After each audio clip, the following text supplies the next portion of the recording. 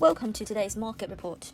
Global stock markets rose on strong European and US shares on Thursday, with stocks brushing off a rapid re-acceleration in coronavirus cases and oil and the dollar extending their first half rallies.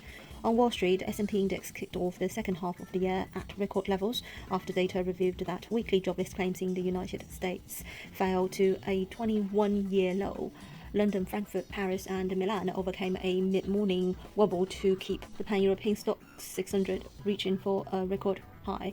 In Asian session linked by a holiday in Hong Kong, Japan's Nikkei fell 0.3% and the yen hit a 15-month low as sources in Tokyo said COVID-19 restrictions were likely to be extended.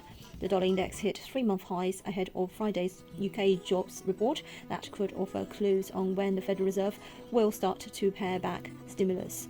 Markets are digesting improved economic data and rising inflation, closely scrutinizing central bank communication for clues regarding the timing, process, and magnitude of policy normalization, according to BAMO.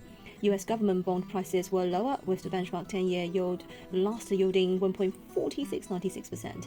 German's benchmark 10-year bond yield was up 1 basis point on the day at minus 0.2%. French, Spanish, and Italian 10-year yields were up by similar amounts. The Dow Jones Industrial Average rose 0.16%, the S&P gained 0.28%, whilst the Nasdaq added 0.09%. Brent was up 1.61% at $75.82 per barrel. US crude was up 2.33% at $75.18 per barrel. Spot gold price rose 4.1916 or 0.24% to $1,773.96 per ounce.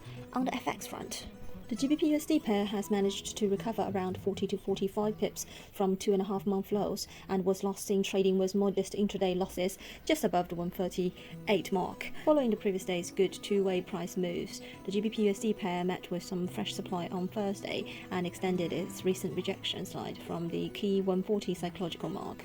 The British pound remained on the defensive amid worries about the spread of the more contagious Delta variant of the coronavirus and was further pressured by the Bank of England Governor Andrew Bailey's comments.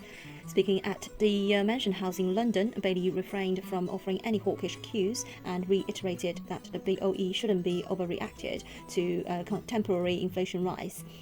Bailey further noted that the central bank expected the cost of living to go up in the coming month, but that should only be short-lived.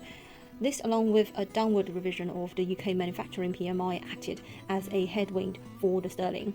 The GBP-USD pair dropped to the lowest level since mid-April, albeit managed to find some support near the 137.65 region amid a modest US dollar pullback. The attempted recovery, however, lacked any bullish conviction and runs the risk of fizzling out rather quickly in the wake of the Fed's surprise hawkish shift. It is worth recalling that policymakers brought forward the timetable for the first post-pandemic rate hike and signalled 2 rate hikes by the end of 2023 at the end of the June meeting. Apart from this, the strong pickup in the US Treasury bond yields should lend some support to the USD and cap the upside for the cable pair. Meanwhile, the USD bulls seemed impressed by the Thursday release of the initial jobless claims, which fell more than expected to 364,000 last week from the 415,000 previous.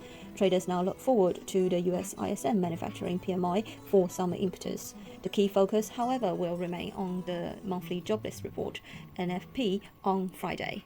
The euro-dollar pair dropped to its lowest level since early April at 118.38 in the early European session, but managed to stage a rebound.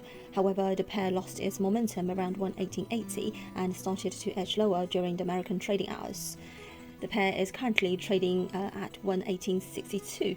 Earlier in the day, the data from the euro area showed that the market manufacturing PMI edged higher to 63.4 in June and surpassed the market expectation of 63.1. Additionally, Eurostat announced that the unemployment rate declined to 7.9% in May, compared to analysts' estimate of 8%. Nevertheless, the positive impact of this upbeat data on the shared currency remained short-lived. The dollar index continues to fluctuate in a relative tight range below 92.50, not allowing euro-dollar to make a decisive move in either direction. The US dollar-Swiss franc pair retreated further from multi-month tops to 0.92s. The underlying bullish tone in the financial markets might continue to dent demand for the safe haven Swiss franc. This is today's market news. Thanks for listening. We'll see you next time.